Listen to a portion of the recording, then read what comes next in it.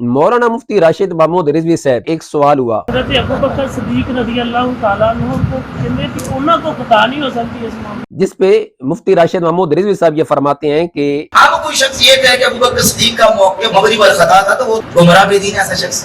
کہ حضرت آپ کے مداح حنیف قریشی، ذرا اس کی بھی یہ گفتگو سماعت فرمائیے۔ اکیلے ہیں نا اس حدیث کے راوی، تو اگر یہ کہہ دیا جائے کہ یہ جو حضرت ابو بکر صدیق بی بی پاک کو منع فرما رہے تھے، نہ کر رہے تھے، تو ان سے خطا ہوئی تو حضرت ذرا اپنے اس مداح پہ بھی ایک فتویٰ لگا دیجئے۔ اس کی توبہ کے حوالہ سے تو صاف یوں پیش کیا، کلمہ شریف کا حوالہ دے کے انہوں نے اس بات کو بیان کیا، اس کے باوجود انہوں نے اس پر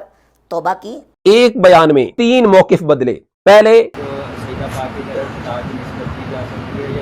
نہیں غلط نہیں کی جا سکتی، بعد میں خود ہی یہ فرما دیا، جب حضرت عمر حدیث سن کے اجتہاد کر سکتے ہیں تو سیدہ فاطمہ بھی حدیث سن کے اجتہاد کر سکتی اور پھر اس کے بعد یہ فرما دیا اور کسی اجتہاد کی بنیاد پر نہیں، اور کسی اجتہاد کی بنیاد پر نہیں۔ ایک ہی بیان ہے، 3 موقف حضرت نے بدلے ہیں۔ پہلے ہم نسبت نہیں کر سکتے، پھر خود نسبت کی، اور پھر تیسرے نمبر پہ یہ بھی فرما دیا کہ آپ رضی اللہ تعالی عنہ نے اجتہاد نہیں فرمایا تھا۔ بسم اللہ والصلاۃ والسلام علی رسول اللہ۔ السلام علیکم ورحمۃ اللہ تعالی وبرکاتہ۔ سامعین ذی وقار، اس سے قبل آپ ہمارا یہ موضوع سماعت فرما چکے ہیں۔ مفتی راشد محمود رضوی صاحب کے فرار ہونے کے لحاظ سے تمام تر راستے بند کر دیے گئے، اور ہم نے ایسے حقائق جو کہ ناقابل تردید حقائق تھے وہ آپ کی خدمت میں پیش کیے، اور اس کے اندر ہم نے یہ چیز رکھی کہ مولانا مفتی راشد محمود رضوی صاحب کل تک امام جلالی زید شرف کے معید اور تصدیق کرنے والے، بلکہ جو امام جلالی زید شرف کے اس موقف سے مخالف سوچ رکھنے والے تھے جیسا عرفان شاہ مشہدی، تو مفتی راشد محمود رضوی صاحب ان کو بھی 3 گھنٹوں پر مشتمل دلائل دے کر قائل کر رہے تھے۔ مگر بعد میں کیا ہوا کہ حضرت نے بھی یو ٹرن لیا اور امام جلالی زید شرف کے اس موقف کے مقابل خطائے معصیت کا قول کر رکھا، اور ڈاکٹر صاحب نے جس جگہ پہ لفظ بولے ہیں اس میں خطائے اجتہادی کا ذکر نہیں ہے، وہاں خطائے معصیت کا ذکر ہے۔ اور ڈاکٹر صاحب نے جس جگہ پہ لفظ بولے ہیں اس میں خطائے اجتہادی کا ذکر نہیں ہے، وہاں خطائے معصیت کا ذکر ہے، جس پر 5 دنوں کی ڈیڈ لائن دی گئی، اور اتنا بڑا چیلنج کیا گیا کہ اگر یہ فریق مخالف ان کی دلیل اور ان کی کتاب کا تعین کر دیں، بتا دیں، تو ہم جواب دینا بند کر دیں گے اور امام جلالی زید شرف سے رجوع کا بھی مطالبہ کریں گے۔ مسئلہ حل ہو چکا تھا اگر مفتی راشد محمود رضوی صاحب 1% بھی اصلاح کے جذبے سے یہ کام کر رہے ہوتے۔ اپنی تمام تر ذاتیات کے لحاظ سے جو آج کل انہوں نے راگ الاپ رکھا ہے کہ میری ذات کے لحاظ سے یہ کیا جا رہا ہے، وہ کیا جا رہا ہے، پہلی 5 منٹ کی گفتگو وہ میری کردار کشی، میرے اوپر بہتانات اور میرے اوپر جھوٹے الزامات اور اتہامات لگانے پر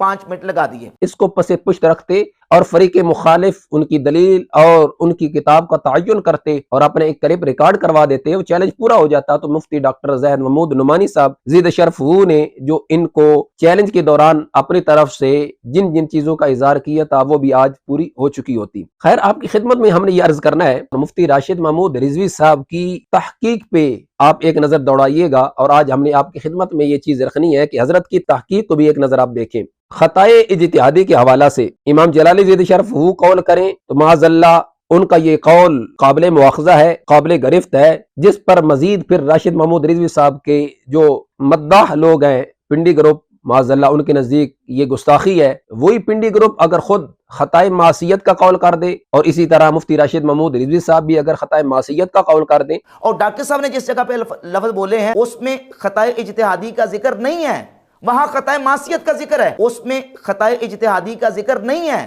وہاں خطائے معصیت کا ذکر ہے۔ تاجدار گولڈا فرماتے اگر بمقتضائے بشریت ان سے کوئی خطا سرزد ہو بھی جائے تو عفو و تطہیر الہی میں داخل ہوگی۔ مولوی صاحب غور کرو، عفو و تطہیر الہی میں خطا جو داخل ہوتی ہے وہ تو خطائے معصیت ہوتی ہے، خطا جو داخل ہوتی ہے وہ تو خطائے معصیت ہوتی ہے، اور جو اجتہادی ہے اس میں عفو نہیں ہوتا، اس میں تو اجر ہوتا ہے، اس پہ اجر ہوتا ہے۔ باوجود اس کے کہ وہ پھر بھی سچے سچے محبی اہل بیت اطہار رضی اللہ تعالی عنہم بھی ہیں، اور پکے سچے سنی فکر اعلی حضرت پہ کربند بھی ہیں۔ آج آپ کی خدمت میں نے عرض کرنا ہے کہ مولانا مفتی راشد محمود رضوی صاحب جن کی خدمت میں ایک سوال ہوا کہ جی قضیہ فدق کو بیان کرتے ہوئے جو یہ کہا جاتا ہے کہ سیدہ طیبہ طاہرہ سیدہ خاتون جنت سیدہ فاطمہ الزہرا رضی اللہ تعالی عنہا کی مبارک مقدس طیب و طاہر ذات نے جو مطالبہ کیا اور پیارے آقا علیہ السلام کا فرمان علی شان सुनने के बाद आप खामोश हो गईं, जिसको खता इज्तिहादी से ताबीर किया गया,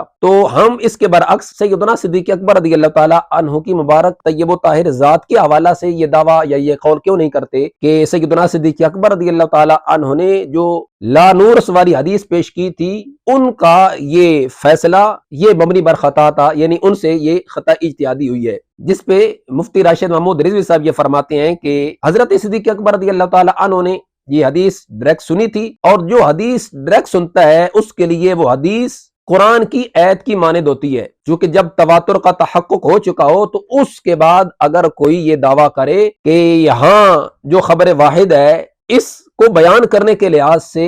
भी माज़अल्लाह फलां से खता इज्तिहादी हो चुकी है, तो इस पर मुफ्ती राशिद महमूद रिजवी साहब ये फरमाते हैं कि उस बंदे ने इज्माए अहले सुन्नत का इनकार किया, और ये उसका दावा इज्माए अहले सुन्नत का इनकार करने को मुस्तलजिम है, और इससे इनकार इज्माए अहले सुन्नत लाजिम आता है। और मजीद ये फरमाते हैं कि ऐसा शख्स गुमराह भी है और बेदीन भी है। हज़रत अबू बकर सिद्दीक रज़ियल्लाहु ताला अन्हु को कहने कि उन्होंने को खता नहीं हो सकती इस मामले में।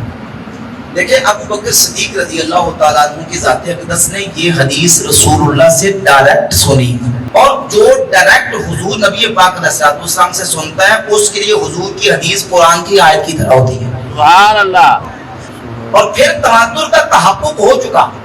अब तवातुर का जब तहक्कुक हो चुका है, अब कोई शख्स ये कहे कि अबू बकर सिद्दीक का मौक़िफ़ जो आज वो कहता है कि वो मगरिब बर खता था, तो वो तो इज्माए अहले सुन्नत का मुनकिर, गुमराह बेदीन ऐसा शख्स, गुमराह बेदीन ऐसा शख्स आपको कहेगा तो गुमराह बेदीन, आपको कहेगा तो गुमराह बेदीन। सामीर वकार बात बड़ी काबिल गौर है। मुफ्ती राशिद महमूद रिजवी साहब की गुफ्तगू भी आप समाअत फरमा सकते हैं। अब मैं मुफ्ती राशिद महमूद रिजवी साहब से अर्ज करना चाहूंगा कि हजरत आपके मद्दाह बदनामे जमाना गुस्ताखे सहाबा हनीफ कुरैशी, जरा उसकी भी ये गुफ्तगू समाअत फरमाइए। उसने इसी मकाम पर आकर यही बात की जो बात आपसे सवाल में पूछी गई, और आपने फरमाया ऐसा शख्स इज्मा अहले सुन्नत का मुनकिर भी है, गुमराह भी है, बददीन भी है। आप कहते हो कि हजरत बीबी पाक से खता इज्तिहादी हुई है, और खता इज्तिहादी किसी के जिम्मे लगाना ये कोई ऐब नहीं है, तो मैं पूछता हूं कि यही कौल आप हजरत बकर सिद्दीक के लिए क्यों नहीं कर रहे हैं? तो हदीस के सुनने में भी तो गलती लग सकती है अबू बकर सिद्दीक रज़ियल्लाहु ताला अन्हु, तो हदीस के सुनने में भी तो गलती लग सकती है अबू बकर सिद्दीक रज़ियल्लाहु ताला अन्हु। अकेले है ना इस हदीस के रावी। तो अगर ये कह दिया जाए कि ये जो हजरत अबू बकर सिद्दीक बीबी पाक को मना फरमा रहे थे, ना कर रहे थे, तो उनसे खता हुई, तो हजरत जरा अपने इस मद्दाह पे भी एक फतवा लगा दीजिए। आपने इसकी तौबा के हवाला से तो आनन फानन एक क्लिप रिकॉर्ड करवाया, और इसकी तमाम तर साबिका जो आले सुन्नत व जमात के अकायद नजरिया से अदुलियां थी, उनको सरफे नजर करते हुए न आओ देखा न ताओ देखा, और इसकी हिमायत में आप यूं मैदान में निकले और इसको दूध से धुला हुआ साफ यूं पेश किया। कलीमा शरीफ का हवाला देके उन्होंने इस बात को बयान किया कि मैं जो है ना वो मुझे मरते वक्त कलीमा नसीब ना हो अगर मेरे तसव्वुर के अंदर भी हज़रत अमर इब्नुल आस रज़ियल्लाहु ताला सहाबी का तसव्वुर हो। मैं तो उमर बिन साद कहना चाहता था, लेकिन गलती से उनसे ये हो गया। इसके बावजूद उन्होंने इस पर तौबा की और रुजू किया। मुफ्ती हनीफ कुरैशी साहब ने अपने उस बयान के बाद बाकायदा अपनी मस्जिद के अंदर जुमा शरीफ का खुतबा सैयदना अमर इब्नुल आस रज़ियल्लाहु ताला अन्हु की शान और उनकी फजीलत पर दिया। तो हजरत जरा ये बताइए, हनीफ कुरैशी का ये बयान कि जनाब ने जो इसकी तौबा के हवाला से क्लिप दिया था उसके बाद आया है, जनाब के नजदीक तो ऐसा शख्स दावा करने वाला, ऐसा कौल करने वाला इज्मा अहले सुन्नत का मुनकिर है, गुमराह भी है, बददीन भी है। क्या इससे इसने तौबा की है, या आपने इसे तौबा का मुतालबा किया है, या इसकी इस गुफ्तगू पे कोई हुक्म, कोई क्लिप, कोई बयान रिकॉर्ड करवाया है? तो आपको चाहिए आप इस पर भी क्लिप रिकॉर्ड करवा दे। और फिर समीन वकार मुफ्ती राशिद महमूद रिजवी साहब से एक और सवाल हुआ कि क्या सैयदा पाक रज़ियल्लाहु ताला अन्हा की मुक़द्दस तय्यब व ताहिर ज़ात के हवाला से कि जब वो बाग़ फ़दा का मुतालबा फरमा रही थी, तो क्या उस वक्त हम आपको खताए इज्तिहादी पे कह सकते हैं? चूंकि इमाम जलाली ज़िद शरफ़ू की जो मुराद थी मैं वो बयान कर रहा हूँ, जबकि वहां सैल ने मुतलकन खता का जिक्र किया है। चूंकि सियाके कलाम से जो बात चल रही है कि बाग़ फ़दा का मुतालबा करने पे हम क्या ये कह सकते हैं, तो हजरत फरमाते हैं नहीं, ये गलत है, बिल्कुल भी नहीं कह सकते।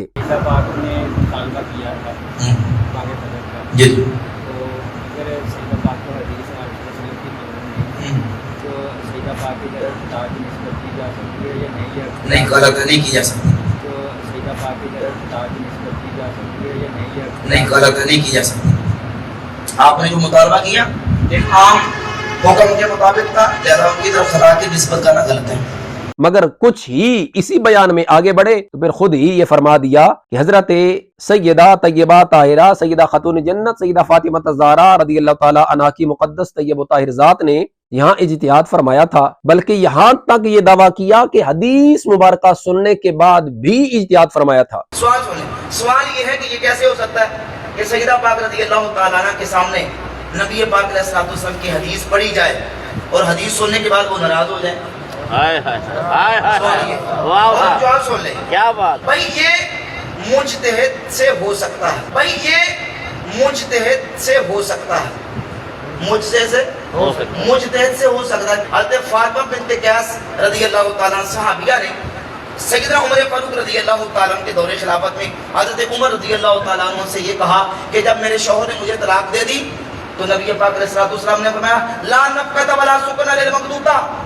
طلاق کے بدہ والی عورت کا نہ نفقہ ہوتا نہ سکنا ہوتا ہے۔ تو حضرت عمر نے حدیث سنی، حدیث سن کے کہا لا نترک کتاب ربنا وسنت نبینا بقول امرأۃ لا ندری لعلها حفظت ام نسیت، ہم ایک عورت کے قول کی وجہ سے اللہ کی کتاب اور پیغمبر کی سنت کو نہیں چھوڑ سکتے، معلوم نہیں کسے بھول گیا کہ یہ یاد رکھا اس نے، لہذا ہم اس کے قول کی وجہ سے کتاب اللہ کو اللہ کے رسول کی سنت کو نہیں چھوڑ سکتے۔ جب حضرت عمر حدیث سن کے اجتہاد کر سکتے ہیں تو سیدہ فاطمہ بھی حدیث سن کے اجتہاد کر سکتی ہے۔ جب حضرت عمر حدیث سن کے اجتہاد کر سکتے ہیں تو سیدہ فاطمہ بھی حدیث سن کے اجتہاد کر سکتی ہے۔ جبکہ امام جلالی زید شرف نے تو یہ فرمایا لیکن جب اپنے ابا جان کی حدیث سنی صلی اللہ علیہ وسلم تو سر تسلیم خم کر لیا۔ یہ ہے وہ اجتہاد سری الزوال، اور یہ حضرت یہ دعویٰ کرنے والے ہیں کہ حدیث سننے کے بعد بھی سیدہ پاک رضی اللہ تعالی عنہا مطالبہ کر رہی تھی۔ یہ بیان آپ سنیے گا، دوبارہ سن لیجئے کتنا تفاوت ہے اس میں۔ امام جلالی زید شرف نے جو مخصوص وقت ممدوع الفاظ سری و زوال کا اعتبار کرتے ہوئے ایک بار قول کیا خطا اجتہادی کا، یہ سارے لوگ